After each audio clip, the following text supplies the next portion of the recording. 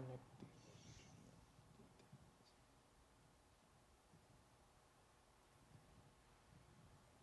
Okay. Tayo lang. Settings. Okay, so today, well, actually, full disclosure, hindi ito nagawa ng mga isang linggo. Nagawa to in like less than 1 week, mostly, since marami akong mga ginawang commitments. So essentially, I'll be talking about uh, sort of a brief introduction into Bayesian statistics. So originally, mas mahaba pa to, but then I decided na may 1 hour, gusto kong mag-restrict to 1 hour, tapos ayaw ko rin mag-discuss ng hindi ko naintindihan. So we'll go through this together since ako rin kinakapakapa ko pa to. So this is Bayesian statistics part 1 of probably several kung maganahan pa ako. So this will be dealing with the math, the concept, and then some applications of Bayesian statistics itself. The outline is as follows. So kung may di kayo naintindihan, feel free to interrupt actually. So the outline will be as follows. First, I will lay out some background. So history of the field and what motivates it versus classical statistics. Then we review the operations or rules on probabilities. A brief refresher lang just in case that we don't remember how probabilities work, although I assume that most of us either have already finished or are about to touch Physics 151 or StatMech. So madalian lang rin. Then we move on to the actual meat of the matter, which would be Bayes' theorem and the construction of the posterior probability function. Since dito naka-base most of Bayesian statistics mismo. And then we start getting to the nitty-gritty stuff like how to construct the prior distributions, the uncertainty quantification of once you construct your distributions, then applications such as model selection and parameter estimation. Tapos, if you're curious or if you want to dig deeper, the primary resource that I'm using here, which I have linked in our GC, is Statistics, Data Mining, and Machine Learning in Astronomy, a practical Python guide for the analysis of survey data by Ivezik et al. So this is the main textbook that I'm using. And then another reference that I was looking at would be the slides by Tom Loredo on Bayesian inference. So nandiyan rin yung link. And well, I will be going through the Coursera course myself eventually, but if any of you want to go through it yourselves as well, I've linked the Coursera course on Bayesian statistics right here, at least yung introductory.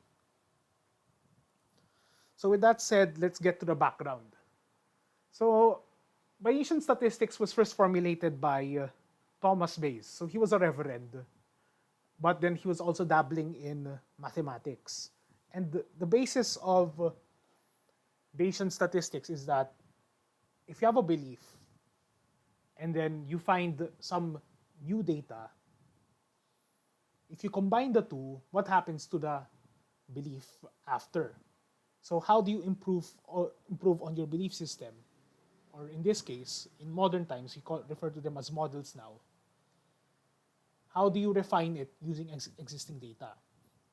So it was first formulated by Bayes, although he never published it publicly in his lifetime. So 1763 na na-publish yung work niya. But then it was largely ignored until Laplace rediscovered the process and the techniques in 1774. Thing is, back in Laplace's day, it was very good with astronomical observations. He used it in all sorts of astronomical observations. But the problem is that the computation was way too hard for something in 1774, because if you look at Bayesian inference now, it's really all about Like, okay, you compute for the probability distributions, etc., etc., but those probability distributions tend to be multidimensional and very entangled. And it's really hard to integrate them just by hand. So for the most part, Bayesian inference was, well, not really ignored, but disfavored in,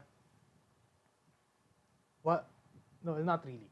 It's more of classical statistics was more in favor prior to the 1960s, which when around that time, the advent of computers allowed us to finally evaluate the integrals used in Bayesian statistics. And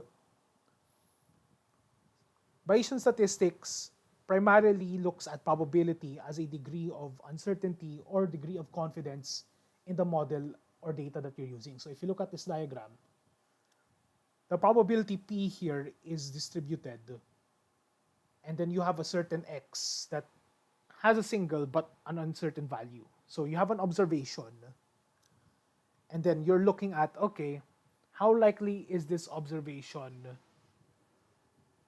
fitted to the model that I'm using, and vice versa. If you contrast that to frequentist or classical statistics, since as we're familiar with, since we're a bit more familiar with classical statistics as opposed to Bayesian statistics, classical statistics is probability describes the randomness of a certain variable. So if you have a random variable x, then its distribution is described by P of x after you take multiple samples of that random variable. And in this case, probability then is the frequency of that random variable as you have multiple samples. The thing is, classical statistics really only allows you to collect data and see how that data trends from along a certain, to generate a certain model.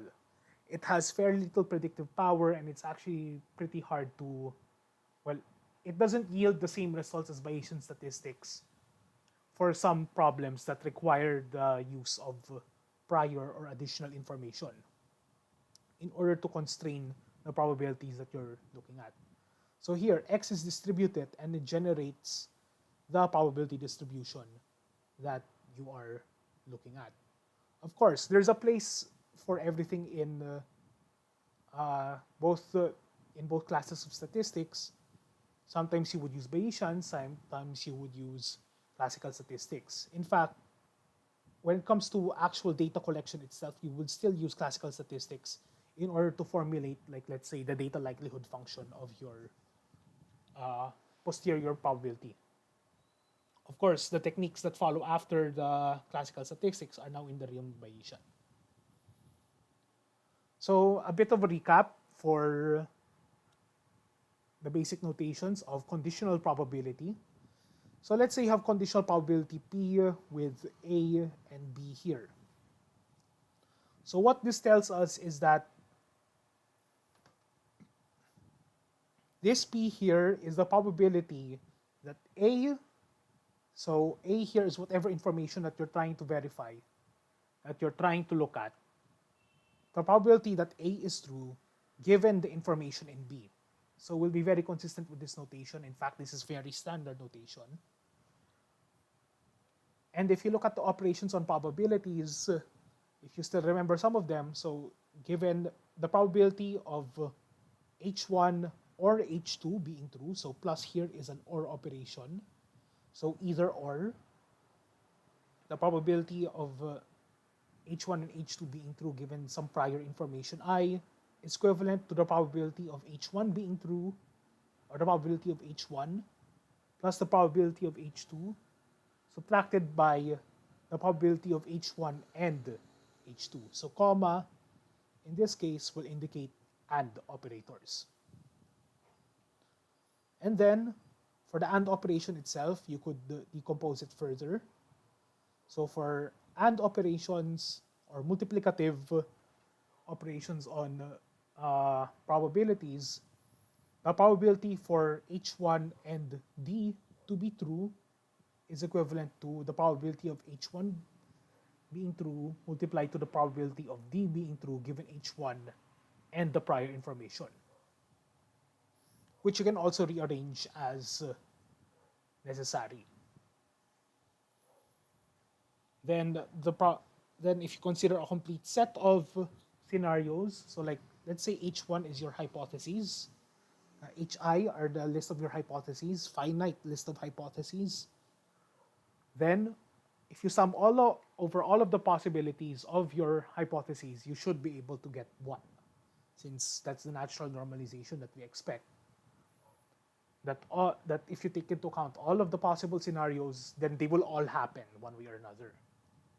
Next, then, is if you take into account the normalization and the multiplication notation for probabilities, you can also express certain probabilities in terms of a basis. So for example, if you have a quantity a single quantity A that you're trying to verify, and you're trying to also check if it is true along with some quantities Bi. So in this case, Bi here forms a complete set of hypotheses. So using the multiplication rule that we have here, you could express this sum of probabilities as the sum of B sub I, PB B sub I, spanning this space, times A sub I. But if you recall, if you sum all over I from over all complete set of possible hypotheses, that's just equal to 1, you will get PA sub I. So essentially, if you sum over all possible parameters over all possible hypotheses within a certain probability, you can sort of integrate them all out. We'll get to that later on. So these are just some of the basic rules for manipulating probabilities. So just to clarify, Gab, in your example here, B sub I, yung nagsaspan ng all possibilities. And A is a separate hypothesis. So in this case... Okay. So ang natira lang is si A. Essentially, parang basis set ho yung yung interpretation for B sub I. Since B sub I. Okay. So you can treat that as a basis. Actually, it might be a bit simpler to look at this as a vector space. You could think of it as a Hilbert space if you want to, pero I won't go that far. Sige. I think we'll go back to this when we talk about marginalization. Kasi parang ganun yung nangyari dito, na marginalize si B. Like, it's a technique that you can use to extract information that you want from a system. So another property... And then yung second line is looking at B sub I naman na parang in-invoke lang ko yung second line dito. Yung second line. Ordering.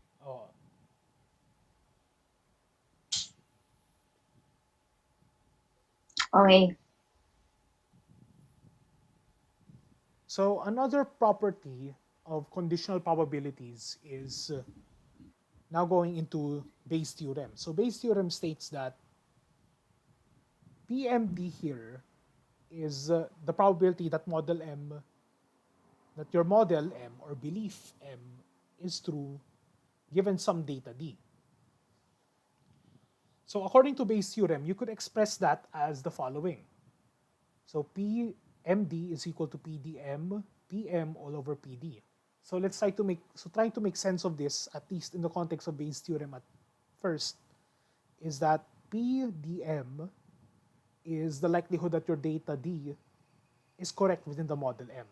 So at first, maisip mo lang na, okay, why did these two swap places? But the swapping is actually pretty significant because dun nagbabago yung interpretations.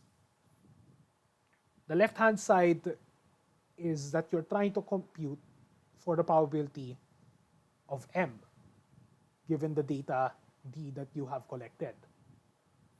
But before that, you need to check first if your data D is a likely result from the model M that you are considering. So PDM. PM here now is whatever prior information that you had concerning the model. So all of the prior data, all the prior observations, all the prior constraints, etc. And the PD here is called the probability of data, which is more or less a normalization factor. In fact, Bayes' theorem is directly used to compute for the probability distribution function used most in Bayesian statistics, which is the posterior PDF. So, nag-expand lang ng notation, but essentially, if you have model M with some vector of parameters theta, so theta here is a vector that essentially describes your entire model. Actually nga, you could omit either M or theta depending on the notation or whatever you want to focus on.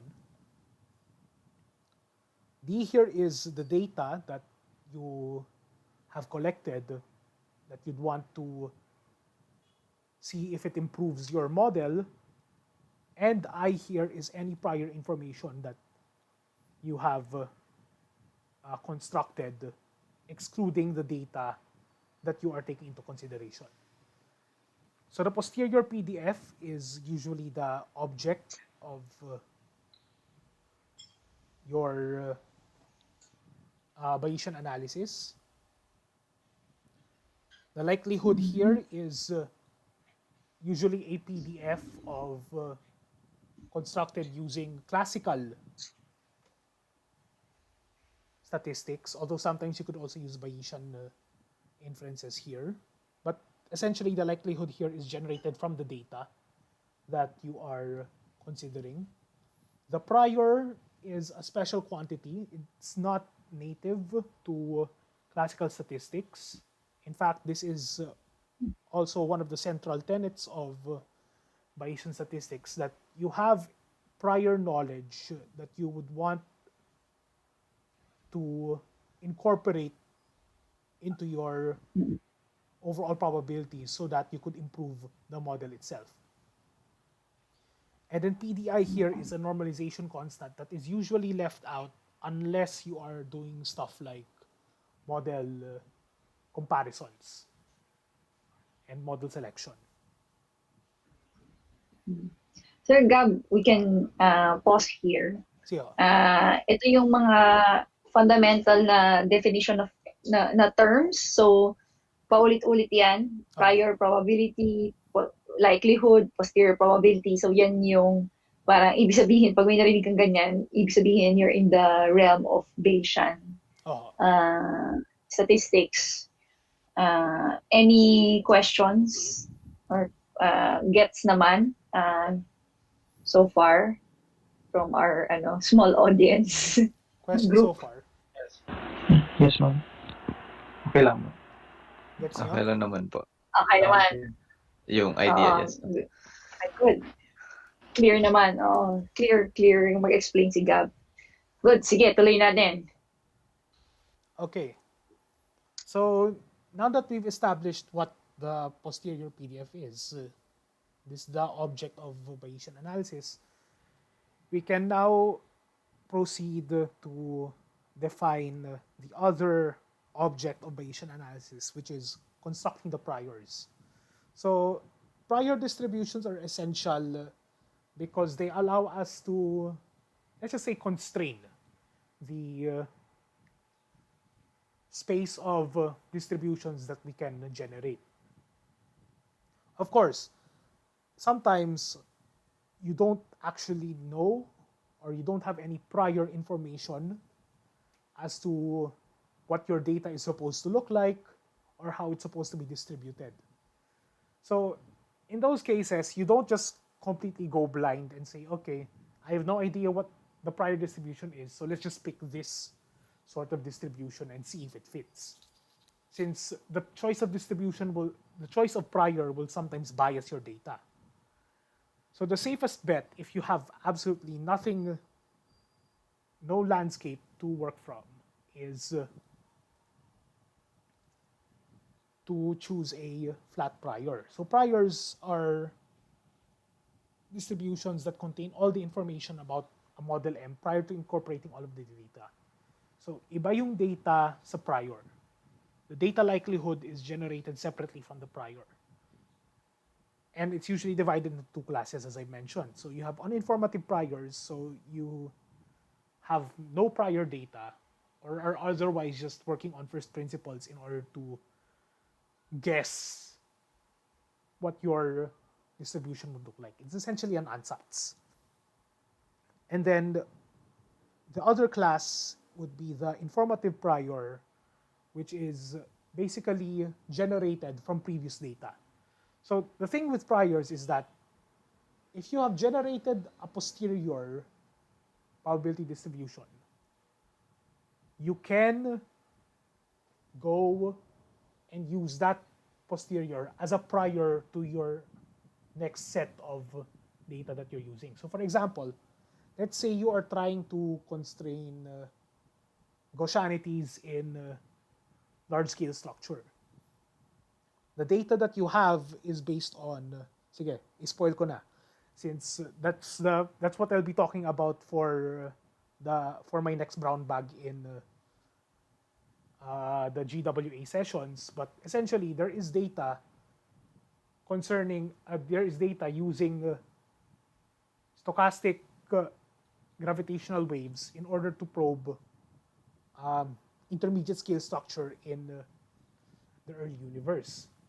Now, what else constrains the data in the early universe? You have cosmic microwave background radiation. So if you have data from CMB that relates to large scale structure, you can use the posterior generated from that as a prior to the next probability distribution function that you'll be generating using the data from gravitational waves. So ganun yung informative prior. Although in the paper that I'll be talking about, they sort of used an informative prior. You could classify it as either depending on what you're looking at. But in any case, for this session, I will mostly be talking about uninformative priors. Basically, if you have little to no prior information apart from a few weak principles or a few weak quantifiers, how will you work your prior? How will you construct the prior distribution? So the simplest case is that you start with a flat prior. So simple priors in general can be minimally constrained by the rules of probability. So so you'd want a positive probability, you'd want non-negative variance, etc. So flat priors in themselves are generally not probability distributions in the strictest sense, simply because, like, if you have this flat prior here, so the probability of your parameter being the probability of your parameters is just a pure constant. If you try to integrate that is not going to normalize into 1. That's just going to be infinity. But it could still technically work because your data pool is also constrained, or you could constrain the parameter space itself using some window function. If you've dabbled into distribution theory, you'd see that this sort of distribution, quote-unquote distribution, is valid provided that you attach a theta function to it. And usually doon nawawala yung mathematical issues. Although, conceptually speaking, a flat prior is just you saying, I don't actually know how it's distributed, so let's assume that everything is equal. You could also construct flat priors using other principles, like for example, the principle of indifference. Or if you go back to StatMech, it's also known as the equal a priori probabilities. So let's say you have a six-sided die. If you assume that it's a fair dice, then the probability of each face is 1/6.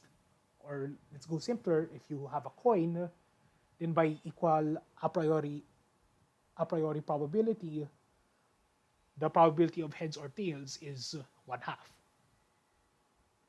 Another principle that you could go off on when constructing a flat prior would be the principle of consistency, which is based off, well, at least personally, I see it as being based off the conserved quantities in physics. So translational invariance, scale invariance, time invariance if necessary. You could construct your priors depending on those principles. Although in general, it's usually just a constant or inverse of a particular quantity. So a flat prior can also be like P theta is proportional to 1 over theta, so on and so forth. The other priors that you could consider is trying to constrain the entropy of your probability space. So let's say that you have a constraint, a relatively weak one, like you know the mean or the variance of your distribution after taking multiple samples of it. Or if you made a prior measurement, if you made a previous measurement that says, okay, this is the mean that I got, then let's use this mean to construct a prior for our next set of data. Then you could use maximum entropy priors to construct your prior distribution. So the concept is that if you define your entropy as either in the discrete case p sub I ln p sub I, in the continuous case it's negative integral of p sub x of px ln px over mx, then if you maximize your entropy, you will get the least informative PDFs that you could generate. Of course, ideally you would want more informative prior distributions, but the problem is that if you have nothing to work on except for the mean, then you really wouldn't want to assume anything more than what you already have. So you start by essentially having an entropy function and then trying to minimize that, trying to generate your PDF from that. An example given in the book is that consider that you have a six-sided die with unknown face probability p sub I. You don't know the face probability, but you do know the mean after taking a large amount of trials. So with knowledge of the mean, you can immediately constrain some aspects of your probability. First off, you know that it's normalized. So the probability of all of the die rolling into any value is equal to 1. And you know that the mean, which in discrete space is quantified as I p sub I, summing over all of the values, that should be your mean. So if you have these two constraints, you can then attempt to maximize your entropy, in this case through Lagrange multipliers. So recall, Lagrange multipliers is essentially just you have a particular quantity that you'd want to maximize.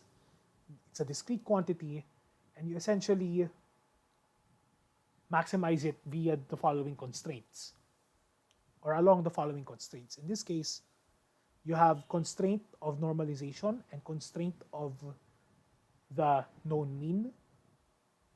and you attach Lagrange multipliers to them, and you essentially say that Q is this quantity over here. Once you've constructed that effectively Lagrange multiplied entropy. Tapos, Gab, ano yung S? Entropy ho, entropy. Sorry, ano yung S at ano yung Q? So S is just the entropy of your probabilities. So it's this, pero with P sub I, for I equals 1 to 6. Oh. Okay. So ano po to? Application of the maximum entropy prior method. Kasi okay, let's say may dice code. Right. Sorry. So basically, uulitin mo lang yung formula na yon, pero you just apply it to this one, to this example. Okay. So that's your S. Or at least yung S okay, good. is Sige, just clarifying para sure. Tapos yung Q here is, well, actually, Q is effectively S. Since you know the 0 to and 0 to given the constraints. Pero assuming that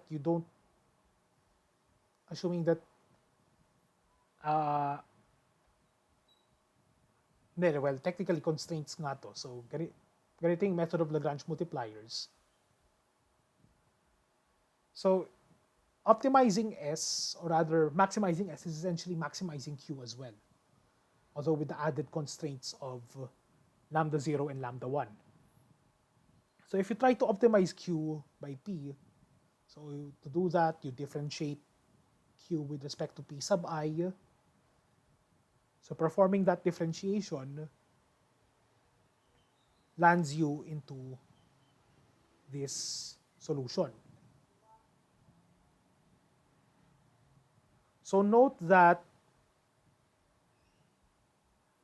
dito sa previous example, we don't have a M sub I rito.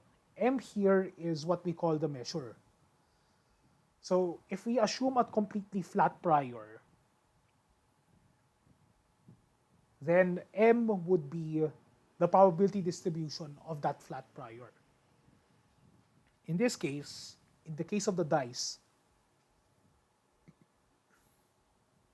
may given na tayo na mean, so we try to constrain it based off that, but we also have some further information with the fact that if you have a 6-sided dice, if it's completely fair, then you could say that all of the face probabilities is equal to 1/6. So that's the M sub I being written here. P sub I then is the unknown that you're trying to solve for. This is the posterior PDF that you're trying to solve for. The prior PDF that you're trying to solve for. And if you solve for it, you will get this prior.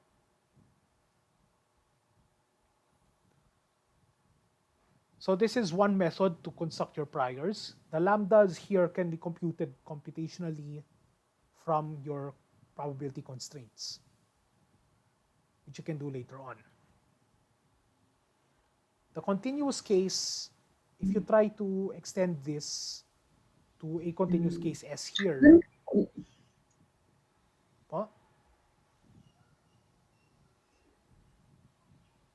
dun sa book, yung first term niya na, yung entropy niya na S, ay P sub, may yung slight difference dun sa equation is P sub I ln P sub I over M sub I. Summation I to 1 to 6 yung kanyang S.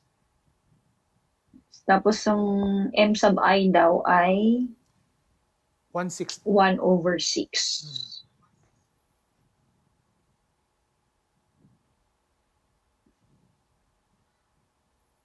Okay.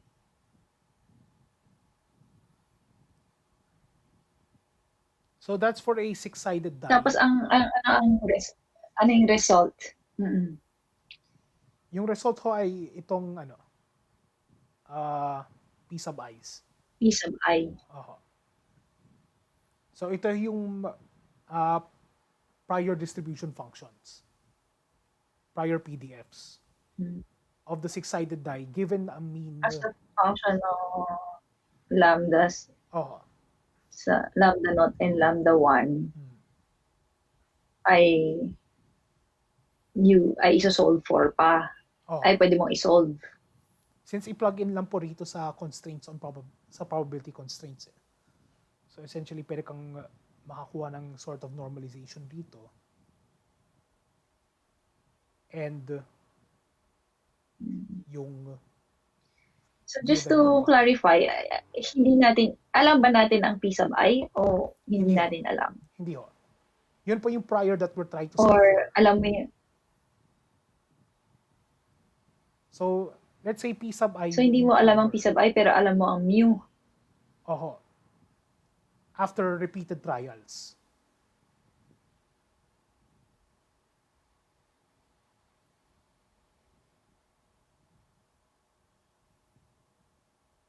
I mean, so gumawa ka ng trials pero hindi mo ni-note yung P sub I. Ang alam mo lang ay mu. Yung alam nyo lang ho ay yung like nag-list down lang kayo, okay. Roll 1, 2, roll 2, 3, roll 2, 2, roll 3, 2. Nag-list down lang ho yun ng rolls, tapos essentially mean lang ho talaga kinuha ng lahat ng rolls na ginawa. Yun nga eh. So, kasi yung list ng rolls, yun na yung frequency ng P sub I eh. So, I'm just, kiniklear ko lang. So, you're saying na, ang tanong is, alam ba natin yung P sub, hindi niya gagamitin yung P sub I. Ang ginamit lang niya ay mu. To construct ho P sub I. Tapos, kukunin niya yung P sub I by maximizing entropy. By maximizing entropy na consistent dun sa mu. Okay. Okay, sige. Got it. Sige, example lang naman kasi ito, di ba? Siguro ang point nito is sa totoong buhay, pwede nga na mu lang ang alam mo, hindi mo alam yung individual P sub I. Pero ito yung way to get the P sub I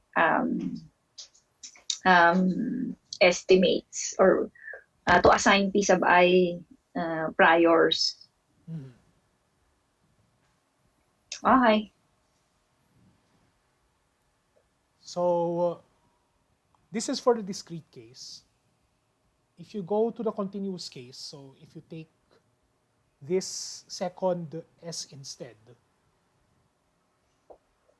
and try to apply, well actually I tried doing this, pero parang hindi ko mapalabas ng ng maayos tong distribution na to. But if you perform the same method of maximum entropy, so you have this entropy over here, then I would assume that you would also still use Lagrange multipliers, except your probability constraints will now be integrals in, so itong mu na to will be integral theta p theta d theta equals mu, and your normalization would still be the same, except it's an integration. If you perform that maximization of entropy, you should get the Poisson distribution parameterized by the quantity mu.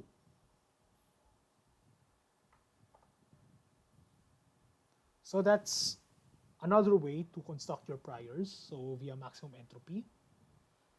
Another clue that you could use to construct your priors is if you look at your likelihood function and it happens to be some sort of special function. So if the likelihood function has a known special form, then the corresponding prior is, or rather can be set up as a conjugate to that likelihood function. So for example, if a binomially distributed likelihood, you would get a beta distributed prior, If you have a Gaussian likelihood, you would get a Gaussian prior, etc. Furthermore, if you have a likelihood function that's Gaussian, the prior is Gaussian, then the expectation is that the posterior PDF is also Gaussian. So I think parang obvious lang to sa akin since na-cover namin to sa distribution theory class ni Doc Galapon. Pero Gaussians are very stable in a sense that if it's a Gaussian, it will stay a Gaussian. Binomial distributions naman, if you take their integrals, they usually come out as beta functions, etc.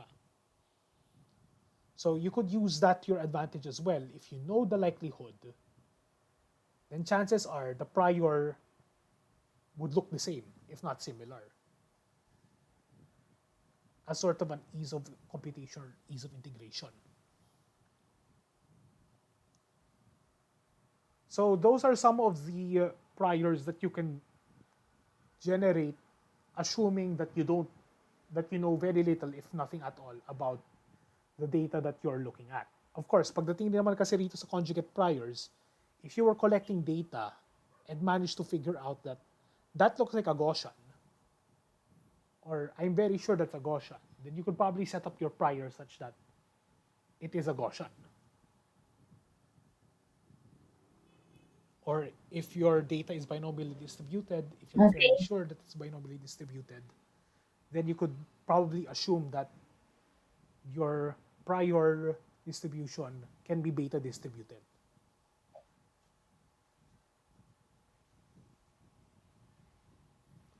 And ano yung definition ng conjugate, or anong ibig sabihin ng conjugate in this usage? I think rito pair lang siya.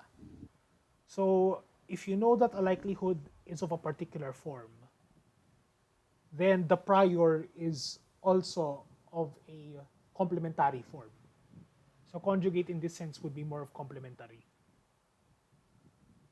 I'm not really sure kung in what terms of conjugate since I know that if you try and transform a Gaussian, if you try to convolve a Gaussian through most kernels, like let's say a Fourier transform, Gaussian pa rin lalabas sa kanya. If you try to convolve a binomial distribution, beta distribution ang lalabas sa kanya.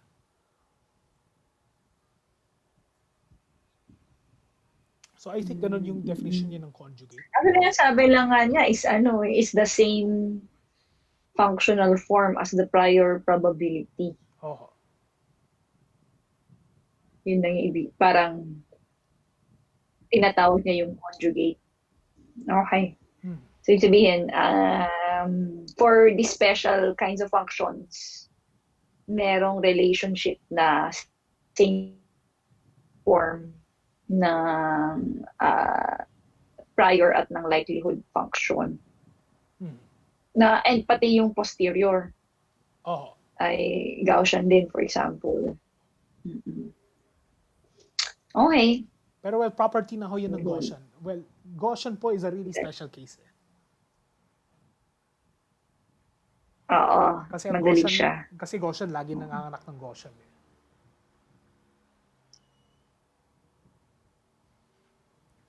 So, any other questions bago ako mag-move on na to... Okay. Pero actually dito, baka we can inspect this.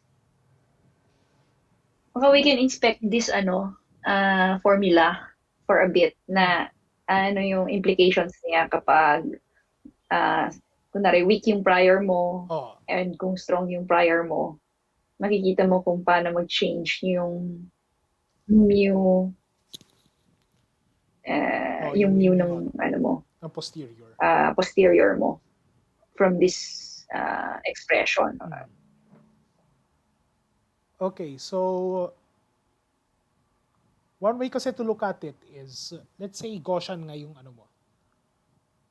Gaussian yung likelihood, Gaussian yung prior, Gaussian yung posterior. So given this formula for the mean, what this essentially says is, if the variance, if the width of your prior sigma sub p is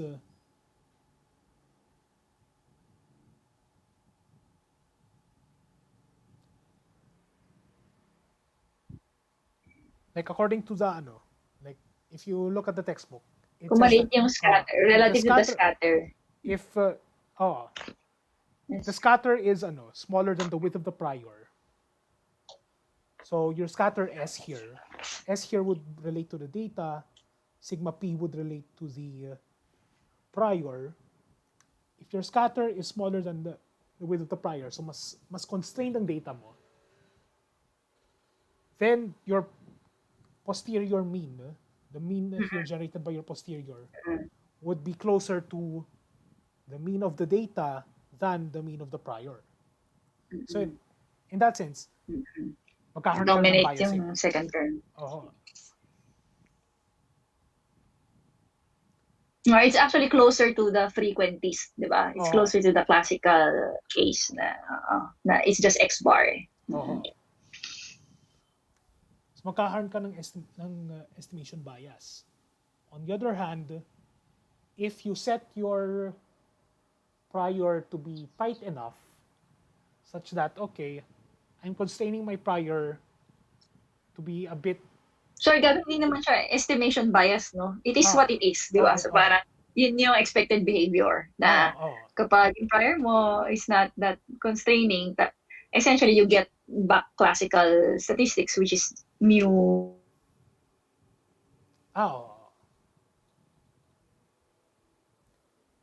So kung... nawala yung aking network, right? Okay. And then on the other hand, if on the other hand, yung scatter mo naman is large compared to the sigma p, your prior width, then dominate naman yung prior mean mo. And you will get something different from X bar and closer to mu sub p. Which is ito yung hindi nangyayari sa classical statistics. Since wala namang assumption of a prior sa classical. So this is good intuition, di ba? Parang alam mo ngayon what matters is mu sub p, sigma sub p, X mean, and scatter in X, measured X. So that's S here. And then your given din yung sigma is by this combination, parang squared inverse square and then inverse root of the inverse squares yung pag Okay, go ahead, Pierce. May question na iniwan si Pierce. Regarding hindi naman necessary na time series. Hindi siya necessary. Interesting. Tama. Hindi siya necessary.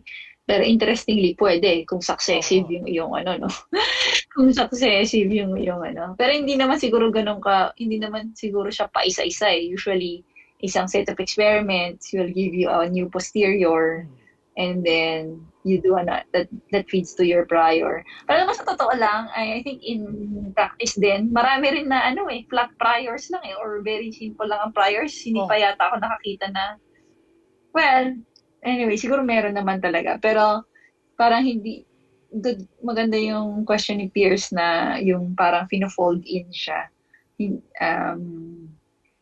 Hindi naman, wala pa ako nakitang real time eh. So that would be interesting kung may ganun yung application. I think mas naging computationally intensive siya pag pag real time ka mag-update ng prior.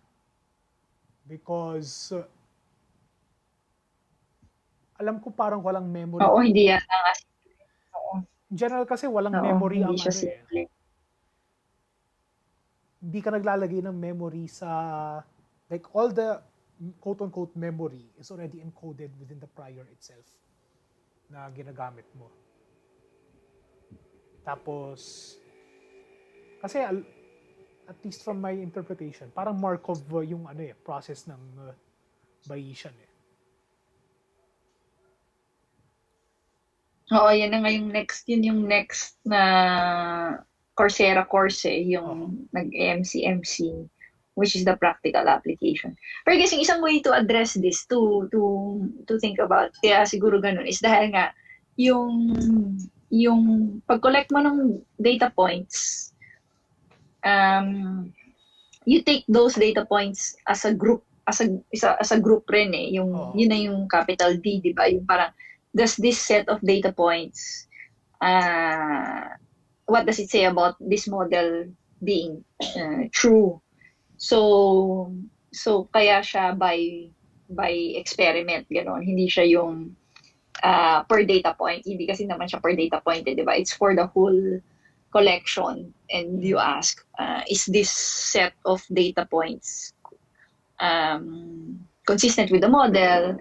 And di ba? And then kasi the model, kasi di ba, it's not just one data point di ba? It has to be a distribution. And then syempre practically you take all the you take the whole you take the whole data set. I think naging issue rin kasi is that if you try to do it point by point, you'll have to take also into account yung correlations between each point na hindi explicitly encoded within the as opposed to taking the entire data set, you can compute for the correlations later on. Dito, since incomplete, you'd have to build the correlations. At least ganun ako nakikita. Pero,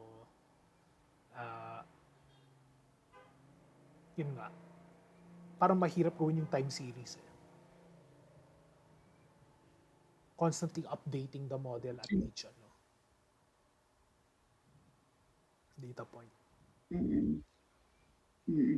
Yeah, I think ma-appreciate natin though when we look at how it's actually operationalized or applied. Pero yun nga, in practice, talagang naman siya, one time, big time siya sa mga papers na nakikita natin. Okay, cool. Any questions from Marco and Ed? Tuloy lang natin. You have an access naman dun sa textbook, no? So yung textbook. Yes, ma'am. Yun naman yung pina-follow natin dito. Chapter 5. Yes po. Okay, sige Gab, let's continue. Sige. So, there are other priors na non-uniform naman, pero browsing through it, hindi ko pa siya nagagets gaano, kaya I decided to skip over that. For now, let's move on to, okay, meron na tayong prior. You could construct the data likelihood from the data set itself, and generally yung normalization, you could ignore that for most cases that we'll be considering. The next is, how do we quantify the uncertainties within our... Actually, sorry, just to nabasa ko nga rin yun dun sa next, yung last part na we're skipping for now, which is fine kasi medyo bago. Pero baka ito nga, this also addresses yung question ni Pierce kasi parang empirical base refers to an approximation of the Bayesian inference procedure where the parameter priors or hyperparameters are estimated from the data. Pero hindi rin po yung real time Well, not necessarily naman. Ang tanong lang naman niya is time series, quote-unquote. Parang, I think yun yung concept na iniisip niya. Kung ganun po, di... Okay. Nasa hierarchical... Baka yun nga yun, di ba? Empirical based method. Empirical based method siya. Since essentially, doon ka sa data mismo nagbe-base. Empirical and hierarchical based method. Doon ka sa... prior, right? Right. Doon ka magbe-base ng parameters mo for the priors. Right. Good. So sige, yun yung pwede nating isagot din kay Pierce later. So, we've established the how to construct a prior. Pagdating naman sa construction ng likelihood function, usually that's based off the data that you're going for. And then combining those two, you could essentially get your posterior PDF, which is essentially an improvement from your prior. That's the assumption. So let's move on to how do we quantify the uncertainties within our probability distribution. So there are two ways that are, wow, na-animate pala. So there are two ways that you could perform the quantification. First is trying to get the posterior intervals, which is essentially, if you look into frequentist statistics, it's the confidence intervals or confidence levels of your distribution. In the Bayesian terms, we call it the credible distribution, or the credible region. And the credible region is essentially an interval A, B, such that if you place your variable or parameter theta within that interval, you are at some level of confidence, 1 minus alpha % sure that that quantity is within that interval. So halimbawa, if you're looking at 95% confidence, then you would use this relation over here. So naturally, F, or in our case, P theta, so the probability of your model parameters, is not a analytic function. Actually, kahit analytic nga yan, mahirap-hirap gawin yung mahirap-hirap isolve for A and B. But what you can do, assuming that F is not analytic, or the probability is not analytic, is that you could simulate or sample your sample from your posterior probability. So random number generation, essentially parang nag-Monte Carlo ka na rin. So you draw n values of your parameter j from the distribution, and then you can approximate that as your sample mean, and then you can approximate the posterior intervals.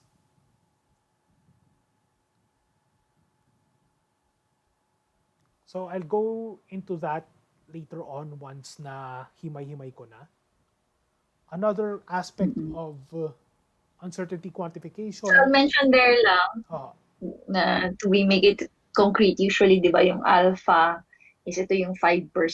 Kasi when we say 95% confidence interval, CI, then, or 90% confidence interval, so yung alpha is yung 1 minus alpha is 95%. So usually 5% siya, 0.05 or 0.1. And then ito yung describe ni Gab is yung equivalent na way to calculate those intervals in Bayesian, in the Bayesian framework, so that you can quote. So doon nagagaling yung mga quote na intervals. Actually, okay. I think try ko mag-open ng whiteboard. Since mas maganda siyang i-illustrate para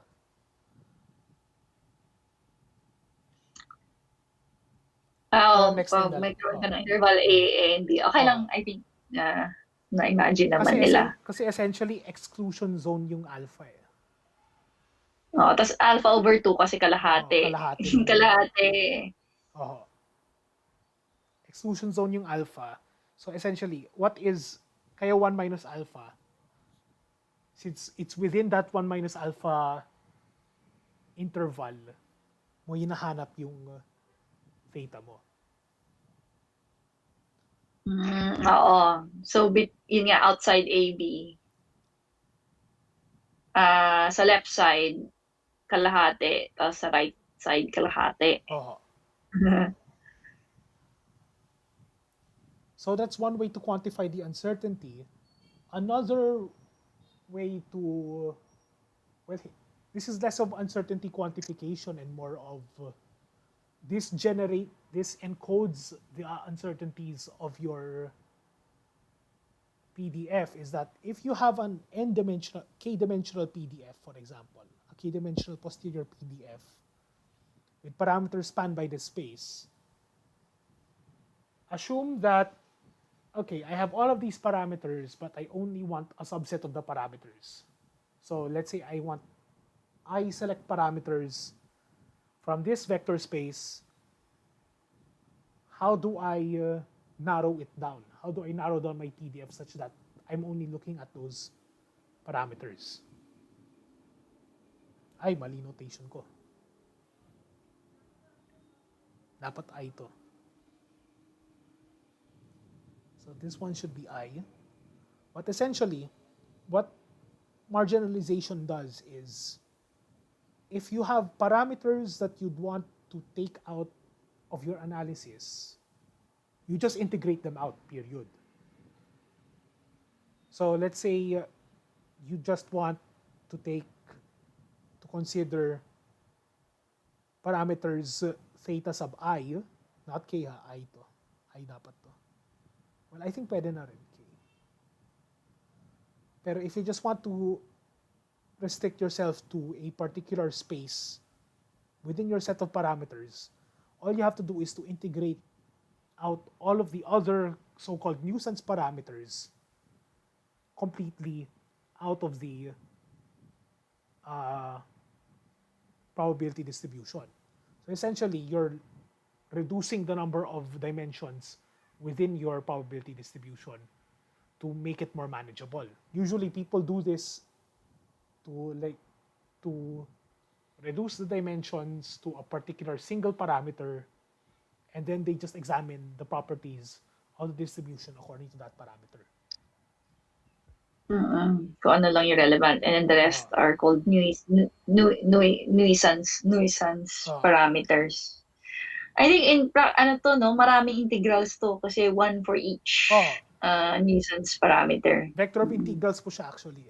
So, one for each ginawa mong vector. Okay. So, siguro lang to, I tsaka J. Ay, hindi I tsaka J kasi I yung mo. Pero anyway, kailangan mo ng ibang dummy variables dito. Okay. Sige. So, a demonstration of this is what happens when you have a joint probability Px, which in 2D shows this. And if you try and get their marginalized probabilities along y and x, you get these following distributions. Now compare the Px down here with the Px of these conditional probabilities for varying y. So rito, in this region over here, this Px over here, all Py's have been accounted for, leading to this distribution. For the following conditional probabilities, so Px 1.5, Px1, Px 0.5, your conditional probability changes depending on your value of y. But once you integrate all of the y's out, so you integrate across all of the y's, it smooths out into this distribution over here, which is Px. So Px here accounts for the uncertainties, all of the uncertainties of across the variable y, essentially.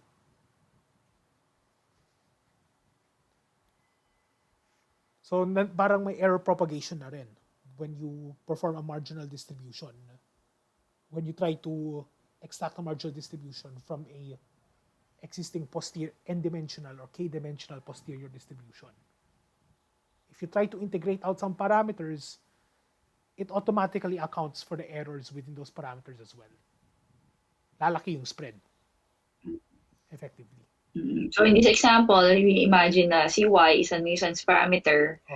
So kung hindi mo alam kung ano yung value ng y, then ang makukuha mo is this full joint probability. Yun yung sinasabi ni Gab na could be y because it's taking into account yung uncertainty mo in y. Pero that's the best you can do kasi yun nga, in astrophysics, for example, marami talagang ganyan na hindi natin alam kung ano siya.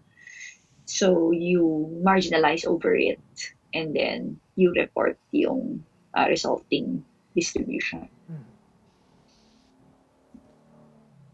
Okay.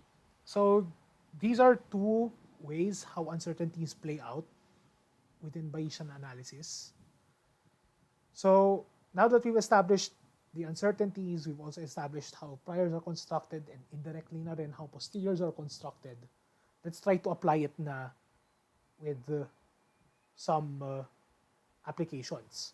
So first is that I'll go through the basics of model selection.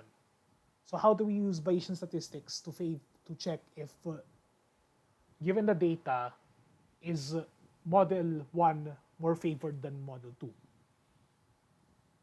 So one way to actually quantify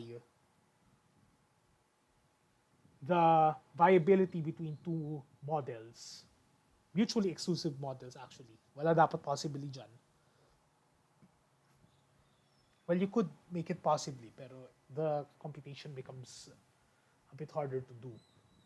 So if you're given two distinct models or hypotheses, M1 and M2, then the comparative viability, or which one is more favored than the other, between the models is quantified by the so-called odds ratio given by this one. So the odds ratio, the odds of two being a much better model than one, is given by the posterior probability of M2 given data D divided by the posterior probability of M1 given data D. These two numbers, these two quantities over here, PM2 and PM1, hindi na yan probability na function. Since in this notation, you've integrated out all of the parameters, so you're left with the number. Specifically, if you try and expand the notation of PMDI, given some data D and some prior information I, then PMDI is the probability that model M is correct. And it's given by, well, essentially just the Bayes theorem. However, the likelihood, PDMI, is given by this equation over here, which is EM. EM, as said by the textbook, is called the evidence, or I much prefer the term global likelihood, because this probability over here takes into account all of the parameters of the model. So you're integrating over all of the parameters, theta, of the given model, while taking into account the prior of the parameters within the model. So P D M theta I, P theta Mi, integrating that all over all of the thetas throughout the entire parameter space. So E here essentially says that given all of my parameters... Sige nga, Gab, panote lang na pa-add ng definition of terms kasi importante ito, ginagamit na yan sa mga papers ganyan. So this is called the evidence or global likelihood. Right? I think evidence is the commonly used term. Thus, it's the integral of like the likelihood function, which is itong namit natin kanina, over the parameter space. Okay, good. Tapos, tinatawag rin siyang marginal likelihood. Narito na ako. The evidence, hindi pala. Ang marginal likelihood naman is yung first, yung first formula. So, inote mo rin yun na tinatawag itong P na itong nasa taas, yung first formula ay tinatawag na marginal likelihood. It quantifies the probability that the data D would be observed if the model M were the correct model. Teka lang, hindi.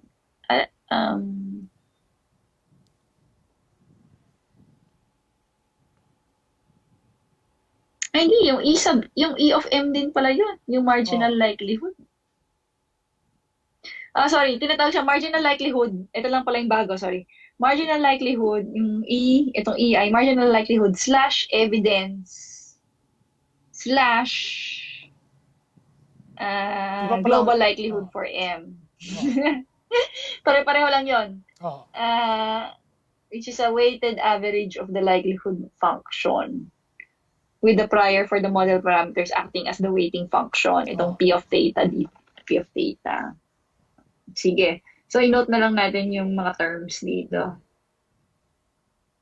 Ito namang nasa taas, and yung nasa slide before is the same. Ito yung posterior probability that we know and love.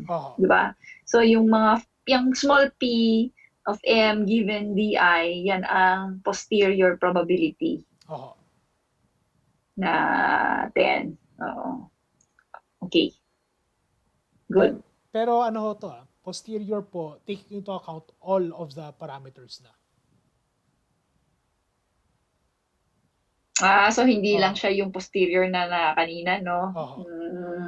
Integrated out, no? Lahat yung parameters. Pero yun nga, ang tawag niya dito, posterior probability. Tapos ang tawag niya dun sa may theta ay posterior PDF. Anyway, terminology lang naman. Pero para rin madaling i-refer. Ang difference. Okay, tapos go ahead. So parang panote lang para nasa notes natin na evidence ito. Ang main difference nun kasi is itong E.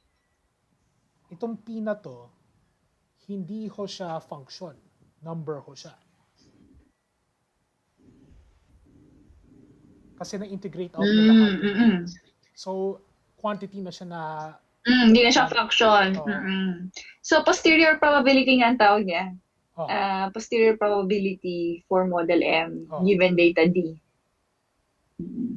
Can be obtained from the posterior PDF, P of M theta, given DI, D and I, using marginalization over the parameter space spanned by theta. Okay. Tapos yun naman dito, ito naman nasa baba, yun naman likelihood. I-integrate mo rin siya over the thetas para makuha mo naman tong evidence.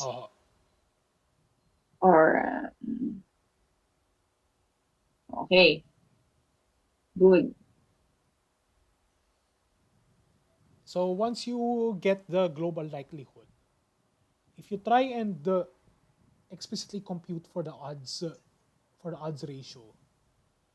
So what you get here is the ratio of the evidence multiplied by the prior of the model 2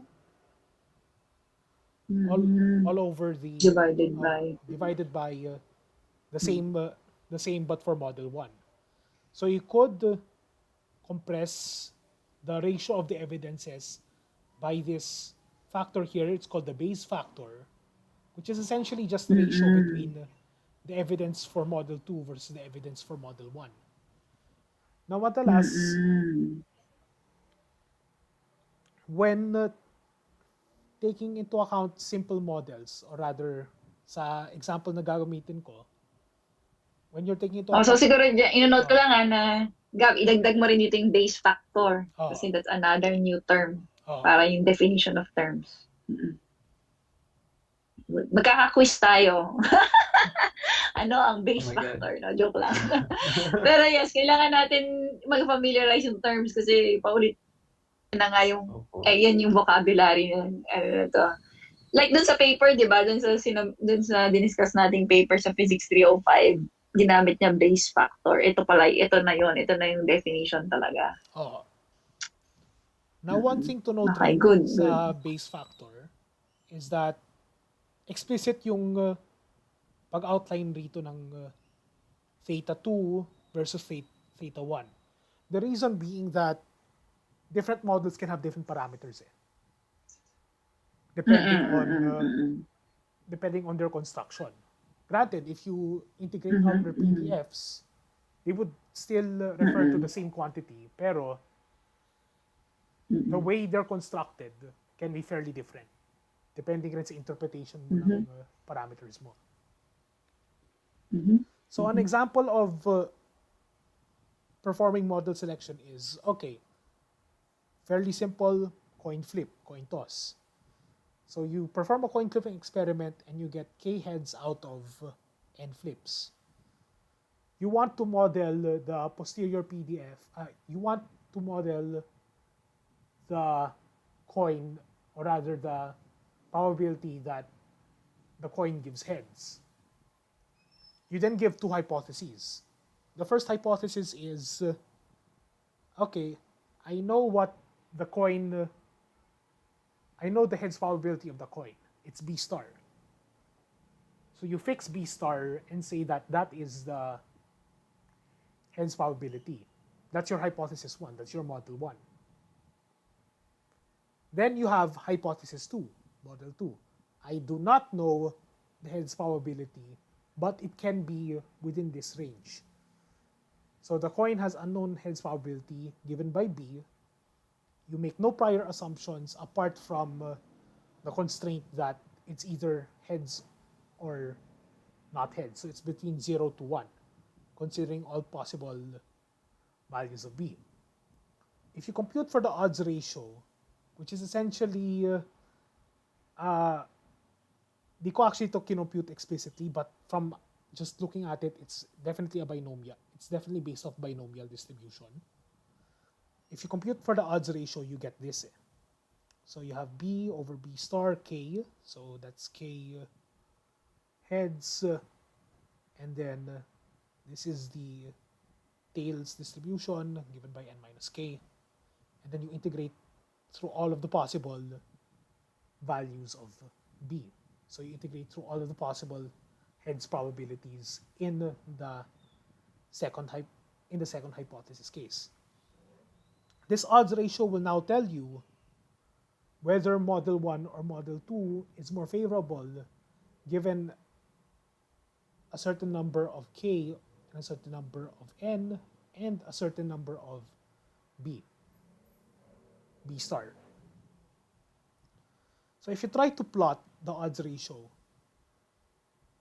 according to K with fixed N and fixed B, this is what appears. So it looks weird, but let's try to interpret this. What this essentially tells us is that,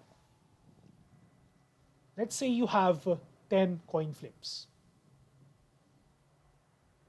If you fix your B star to be equal to 0.1, that is, you assume that the coin is rigged, the coin is weighted towards one side, towards the tail side, then if you get 2 heads, K is equal to 2, for example, then the likelihood of your model 2, which is the one without any assumptions, being better than your model 1 is less than 1.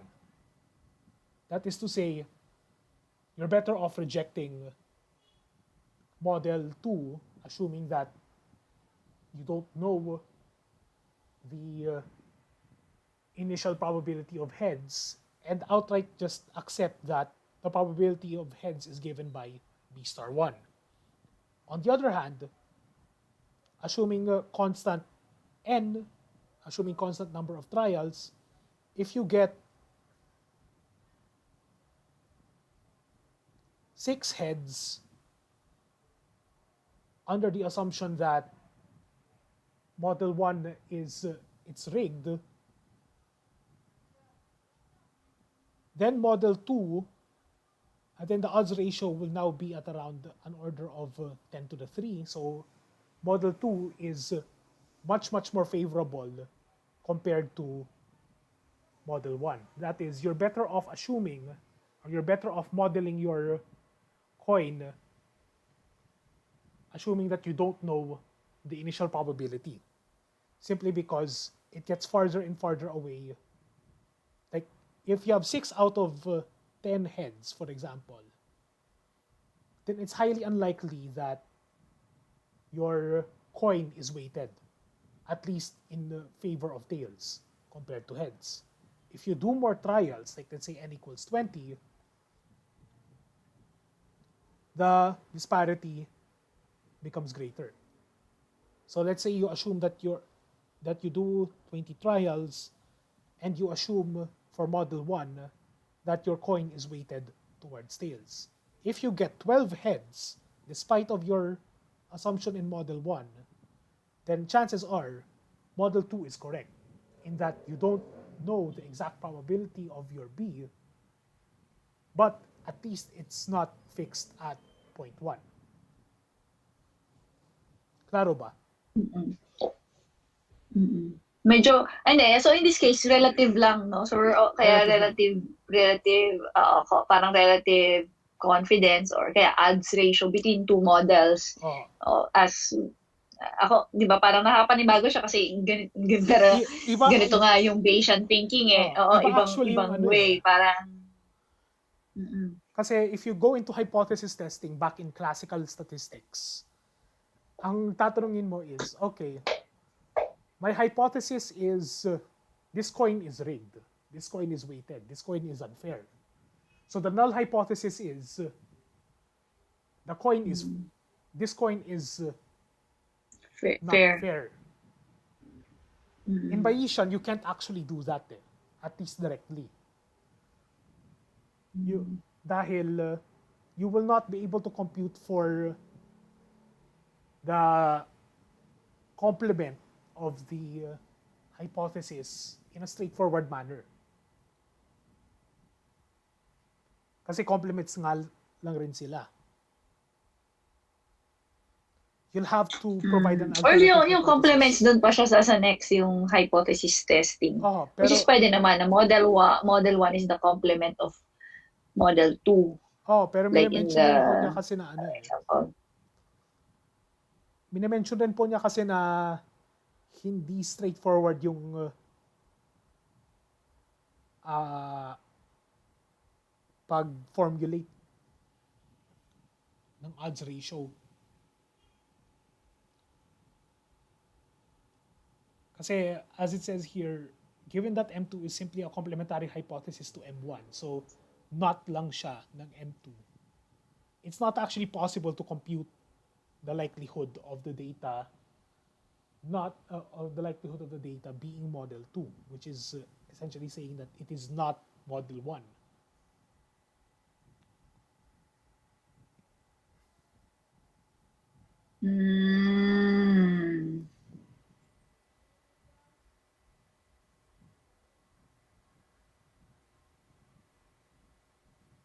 Okay, so nag-invento pa siya ng ibang alternative hypothesis. Oo.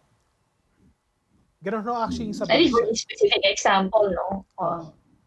Pero dun sa paper na dun sa cross-matching catalog sa Physics 305 journal paper, nagawa naman niya eh. Okay.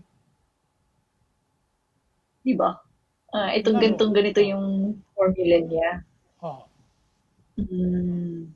Pero sige nga, okay din to revisit. Pero sige, ito muna. Dito lang sa example na to, clear naman eh. Kaya lang, sabihin, yun lang yung choice niya talaga. Nag-define siya ng dalawang alternatives. Yung isa is merong known probability and then free parameter yung B star.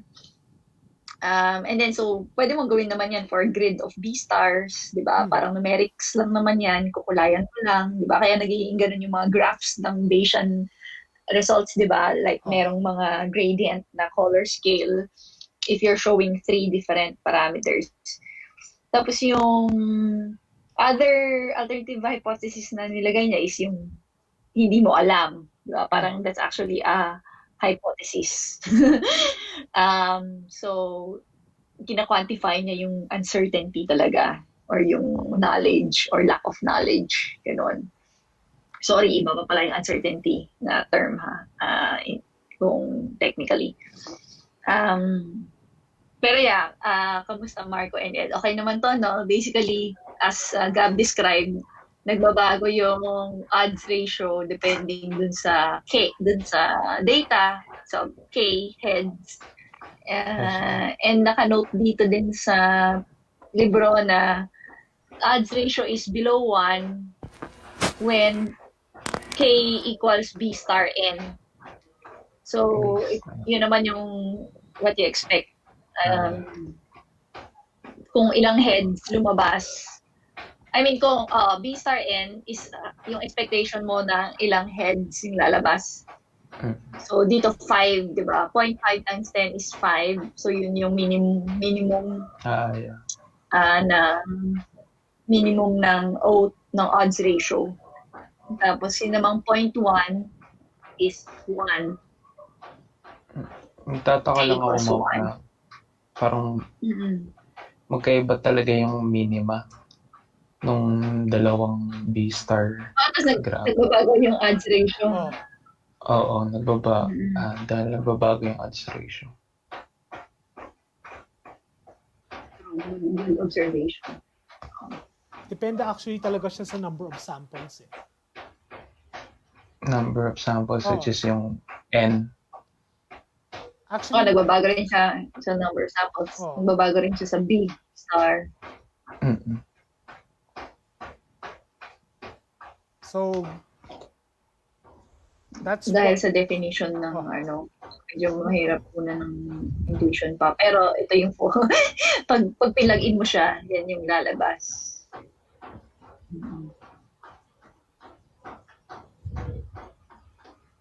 So, this is one way of performing model selection, or rather, one aspect of model selection, the odds factor.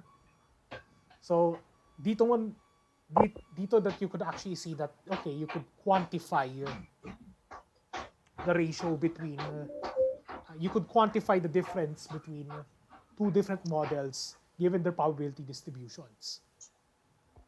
And then you could see the effects as well. Another way that you could compare... Interesting, sorry. I guess yung point ni Marco is parang intuitively you would think na, you could think na pareho lang yung minimum na odds ratio. Pero actually slight turns out, yes. Na nagdedepende siya sa B star. Alam ko na kasi siguro nga dahil sa relative number, di ba? So for example, sa 10 na flips, di ba, ano yung chances na makuha ka ng 5 versus 1? Di ba, mas... may gano'n, may effect siya, di ba? Kasi parang sampling, parang yung pag-sample mo, nag-iiba rin. Yeah. So, hindi siya exactly the same. Yes, So, in this case, mas mababa yung odds ratio no to 1. Which means, ano ba?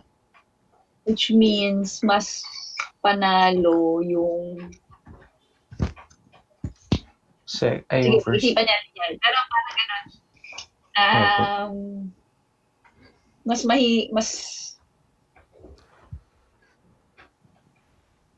Sige, pag-isipan natin yan kung bakit ganun yung I guess yung at least yung relative relative values ng odds ratio.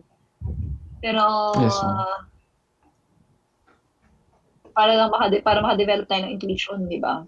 Sige, good observation. Tapos i-try niya i-relate dito sa equation din, di ba? Pero yeah, it must have to do with probabilities din eh.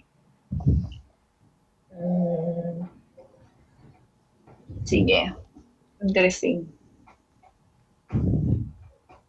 Sige, go ahead, Gab, para we move on na rin. So, odds factor is just one way to quantify the difference between two models. Another principle that madalas nating naririnig is called Occam's razor. So, recap lang. Yes. So, simpler models with fewer free parameters are favored over more complex ones.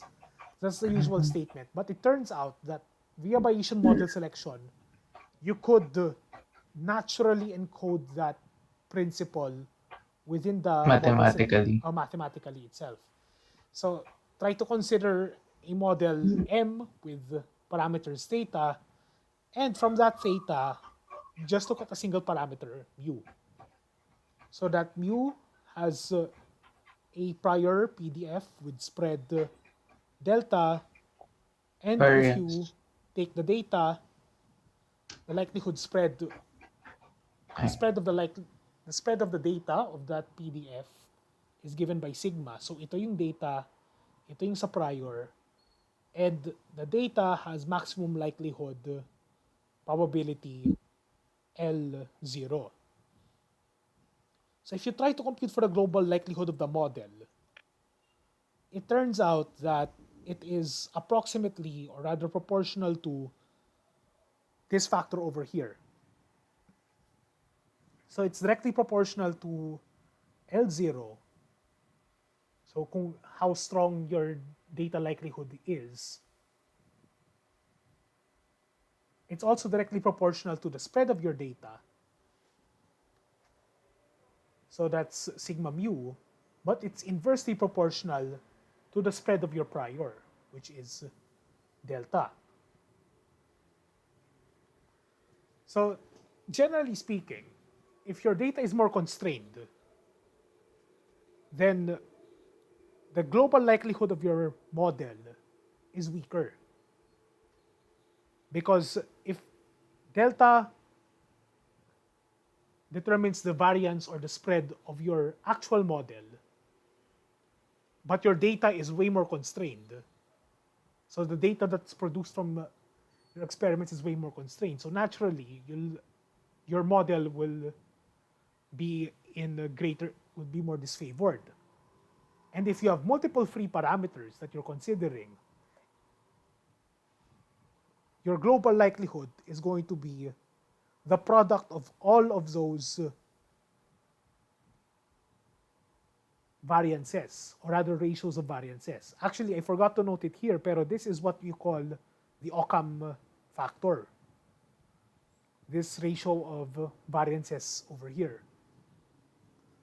Which essentially tells you that, okay, if this is small, that is your data is way smaller than your the spread of your data is way smaller than the spread of your PDF, the spread of your model, then your model gets way weaker in the long run, or rather in the global likelihood.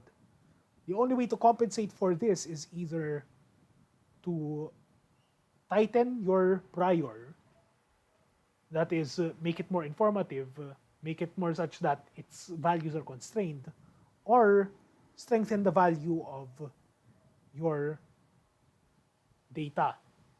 That is, essentially have a stronger peaks in your data. This becomes readily apparent in the coin flipping experiment. So the odds factor for the coin flip mentioned previously, which is here, if you try and take the maximum values of this integral,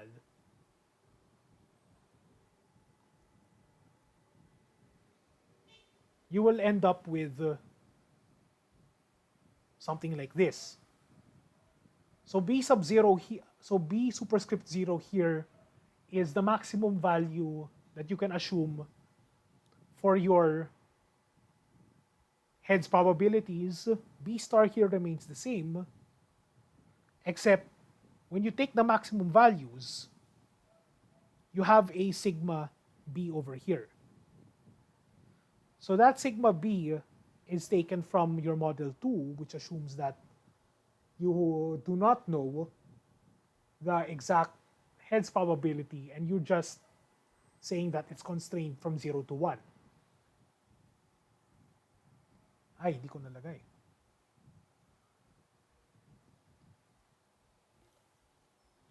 So, hold on.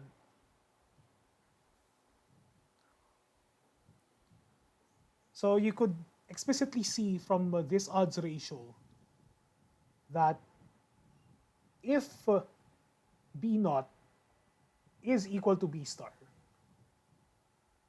then your odds ratio, then your model 2 automatically loses by favor of the sigma, by virtue of the sigma over here. Because it has a sigma, because it has a free parameter, if B naught is equal to B star, then the point of model 2 is moot. It's already useless because B star, that is model 1, already predicts what the head's probability is to exact precision. On the other hand, if B naught is different from B star, then you could say that model 1 is a weaker model because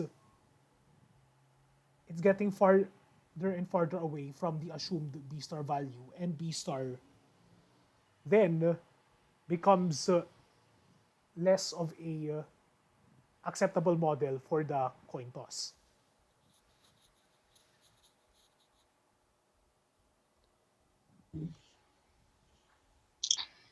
So, Gab, ano uli yung sigma sub B?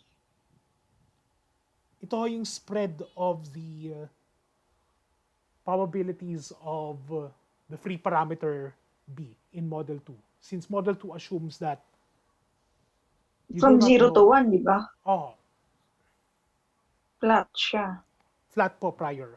Flat prior rin siya. Di ba, I guess inisip ko lang naman you say na kunwari B naught equals or very close to B star. So, magiging 1 to. Tapos ito magiging 1 din. So, matitira si sigma B. Alright, sige. Marco. Yeah, we'll wrap up na rin. Si 5 na rin.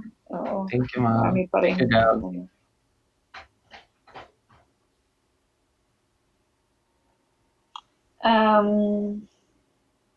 Si sigma B, pero kung mataas yung odds ratio,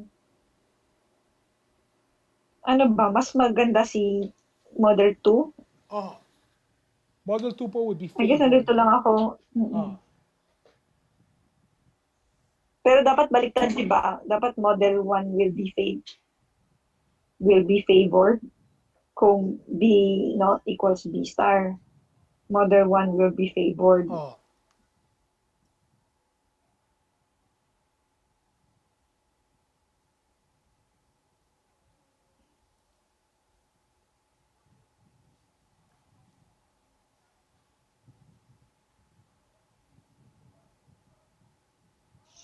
Sige, so if malayo si B0 kay B star, anong mangyayari?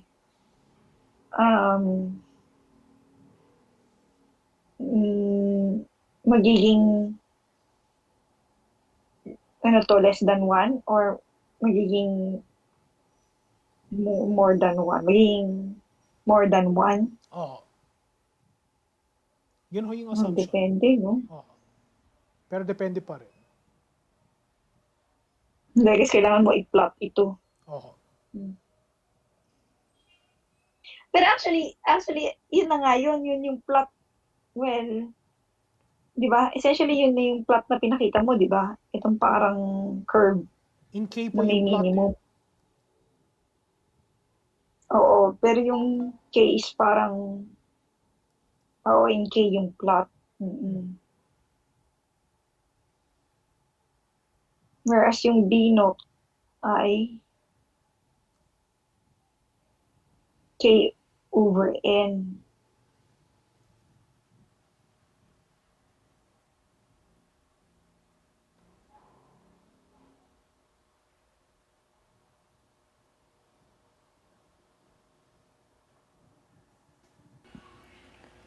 Guys, ang point nito supposedly is makikita natin na penalized si model 2 proportionally to the posterior PDF width of its free parameter. Sigma B. Yun ba yung si sigma B?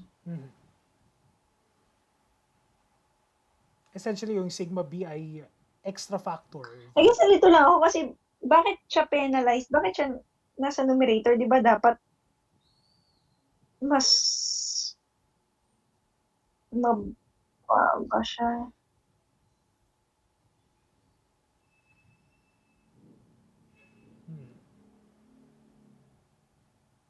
Na kailangan pa ma-overcome nitong other terms. Parang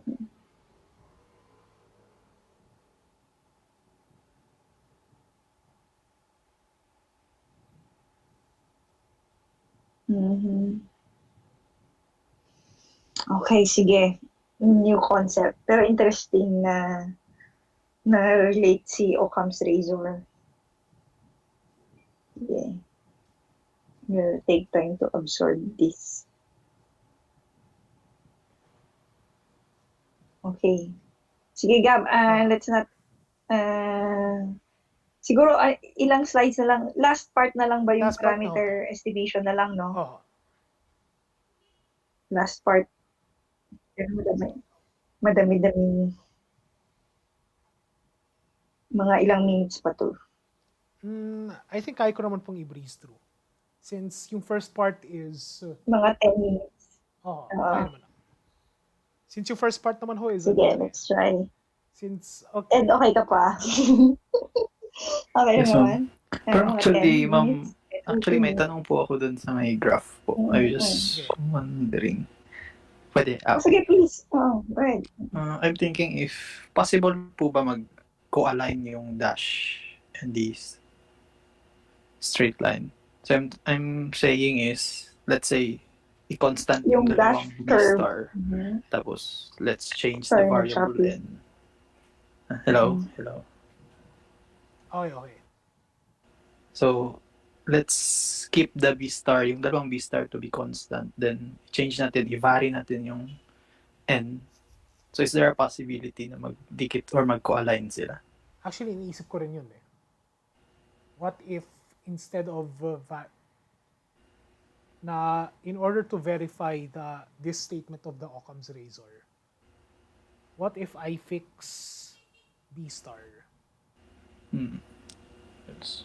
Tapos yung B naught ang aking babaguhin, which is essentially just a ratio between K and N. And essentially, yeah.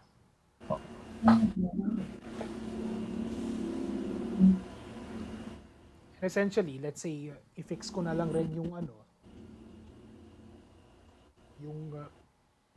I think mas may sense i-fix yung N kumpara sa K.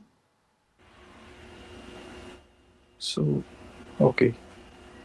Kasi I was thinking mas malaki kasi yung effect ng N based sa graph. Pero remember rin that K is constrained by N. Pwede rin. So much. So, mahirap mag-set ng K na, pwede kang mag-set ng nag-iisang K and then increasing N.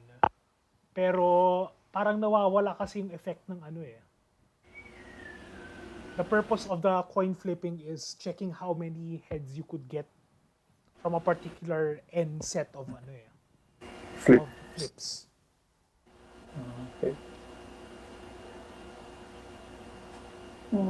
Marami ng possibilities kasi nga, kunwari dun sa ngayon, may B naught. Pwede nga na function to ng B naught. Di ba, gawa ka ng graph na function ng B naught, tapos iba-ibang N. Ano ba yung tanong mo, Ed? Yung tanong mo is... kung possible ba mag-co-align? Gagalaw yung curve. Yung dalawang curve. You mean for different B star? Yes, ma'am. Tapos, di ba dalawang B star po? We have 0.1 and 0.5. Pero if I'm thinking... For different B star. Hindi sila mag-align. Pero pag binago mo na yung N tsaka K, gagalaw kasi sila. Apo. Pero from this, is actually parang di naman sila. Kasi parang dito, gumalaw siya, di ba? Opo. Pero parang di siya didikit. So, ang idea ko is, what if I'll make the B star smaller?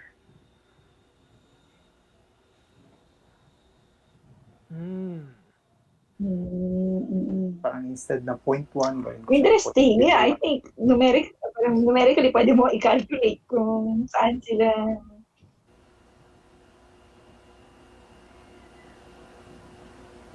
I think parang if ever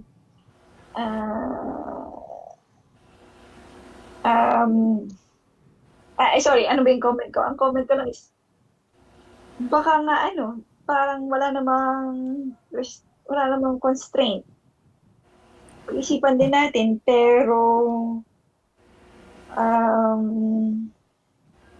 pwede mo i-calculate talaga, di ba? Kasi meron namang formula eh. So, titignan mo kung anong values ng B star and tsaka K ang nagko-coincide.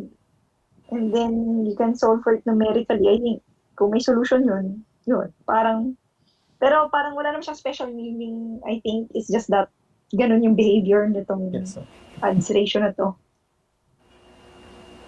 Pero good observation na parang dahil nagsa-slide siya, di ba? Yes. Tapos kapag Iba. Hindi, I guess ang isang intuition dun is yung Nag-iba po kasi pero kasi pala yung axis mo nagbabago rin eh, oo.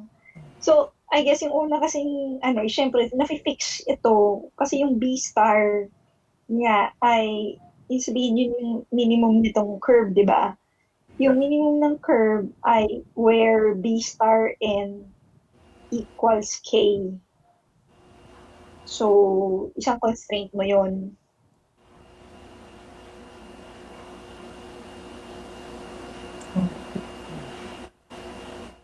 So, pag ginalaw mo yung N, gagalaw rin kasi yung K mo kasi yung formula, yung plot mo is from 0 to N eh. Kasi yun yung number of flips mo eh. Yung sinasabi ni Gab eh. So, baka nga, siya talaga. Gagalaw kasi yung minimum, di ba? It's always Kn. Yun yung constraint. So, ano ba? So, hindi siya mag-a-align kasi yung B star ang nagde-determine ng minimum. Okay po. Right? Do you agree? Kasi kung yun yung i-imagine natin, gagalaw rin si curve.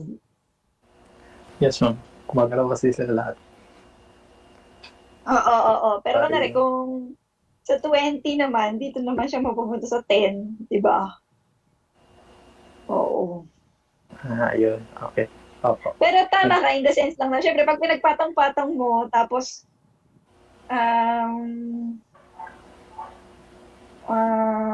paano ba?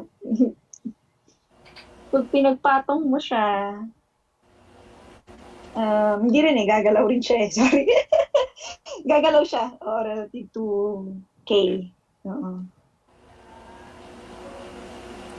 Sorry, mukha lang siguro dito na pareho sila kasi, pero actually iba yung axis nito.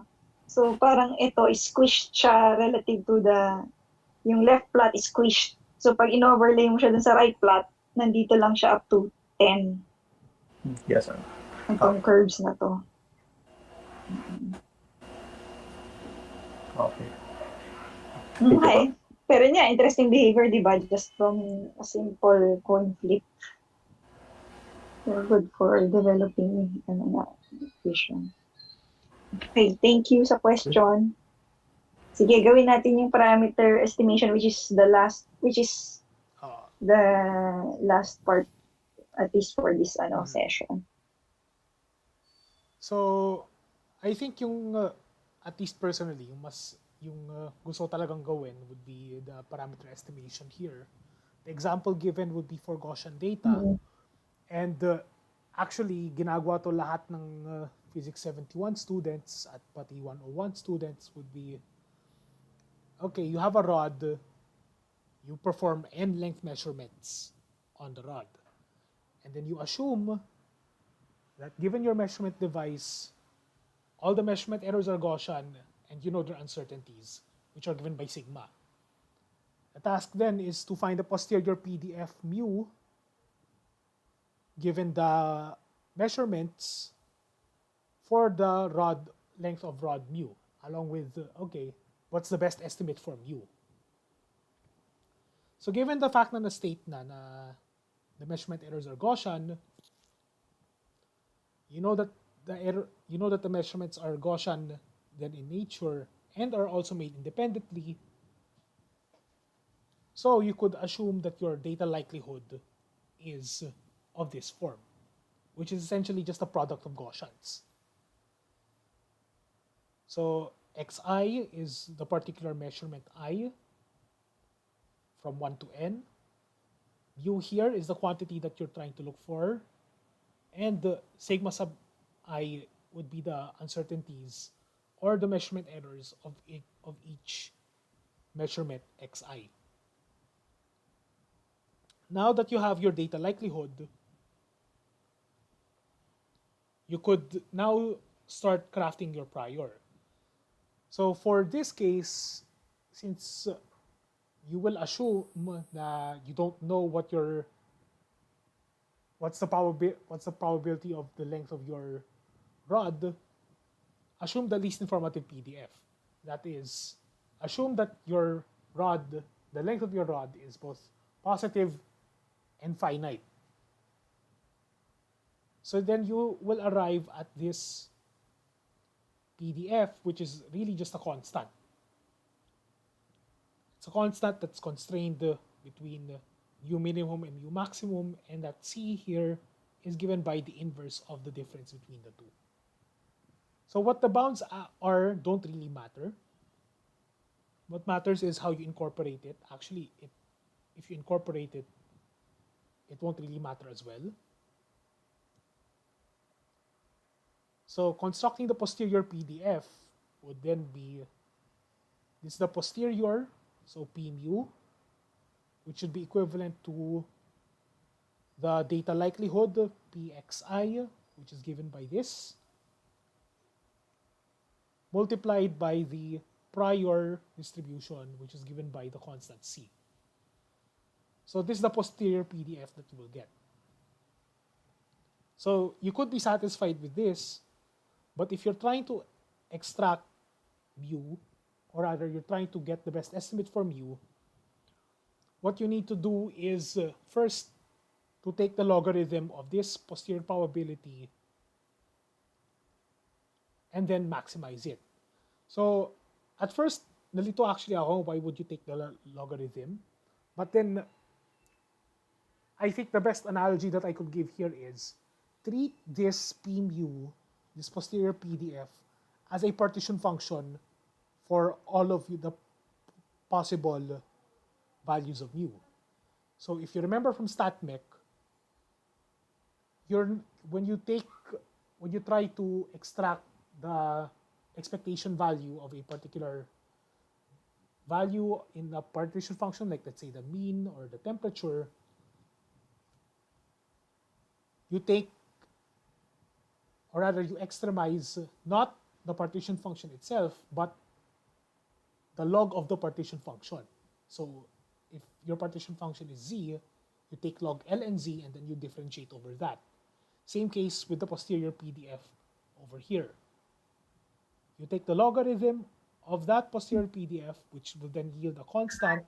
In a way, it's just a mathematical trick, di ba? Kasi you get the ln of the exponential, you just take the simpler term lang.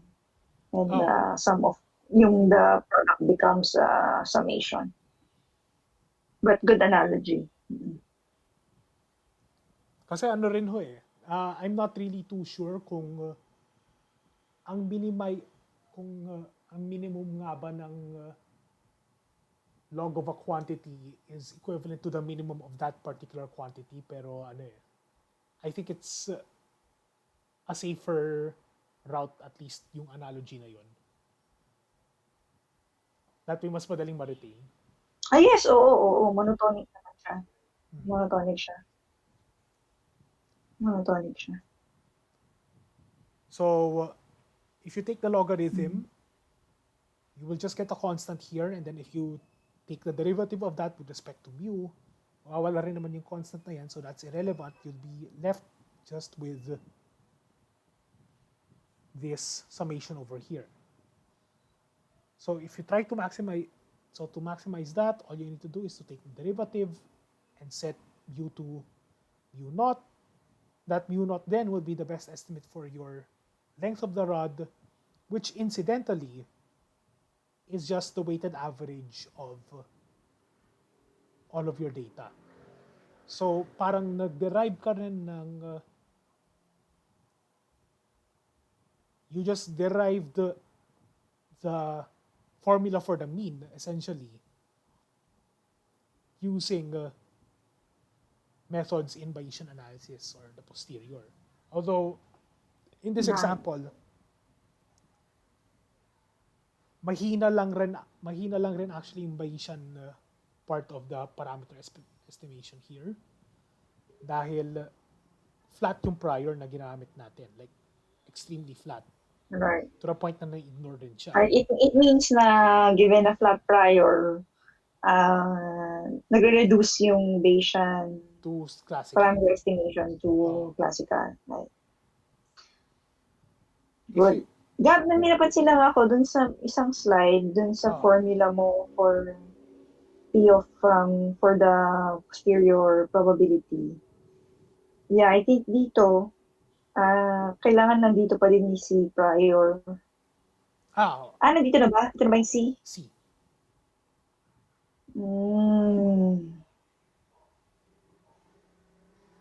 Sige. Pero paano